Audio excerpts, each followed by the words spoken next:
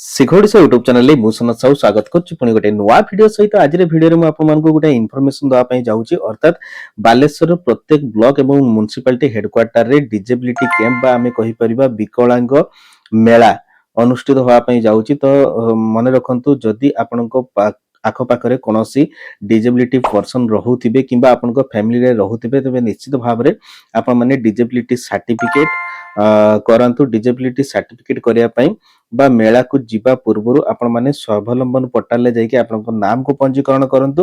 ପଞ୍ଜୀକରଣ କରିବା ପାଇଁ ଆପଣମାନଙ୍କ ପାଖରେ ଆଧାର କାର୍ଡ, ବ୍ୟାଙ୍କ ଫଟୋ एंड आपण मानको सिग्नेचर आवश्यकता अछि। देन हे सरला पर ऑनलाइन करिवे, ऑनलाइन रो एक्नॉलेजमेंट कॉपी एवं एप्लीकेशन फॉर्म को नेकी आपण माने कैंप को जिवे।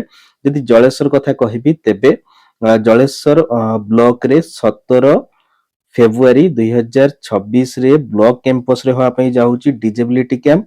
देन आ गुटे कैंप हबो सेही पुणी जलेश्वर रे 12 मार्च 2026 रे आ गुटे पुणी कैंप होआ पई जाउची। तणकरी निश्चित भाबरे जो माने डिजेबिलिटी पर्सन अछंती से माने निश्चित भाबरे सेमानकर सर्टिफिकेट कराई नियंतु। सर्टिफिकेट करिया परे से माने विभिन्न प्रकार सरकारी सहायता पाई परिबे, जॉब क्षेत्र रे पाई परिबे एवं ट्रैवल कंसेशन मध्य मिली परिबो। वीडियो को बहुत मात्रा रे शेयर करंतु जेमति कि डिजेबिलिटी पर्सन पाखरे पहुंची परिबे आ कोनोसी भी व्यक्ति जेमति कि डिजेबिलिटी पर्सन ए योजना रु वंचित न होय सेति प्रति निश्चित भाबरे ध्यान देबे। वीडियो को निश्चित भाबरे शेयर करंतु।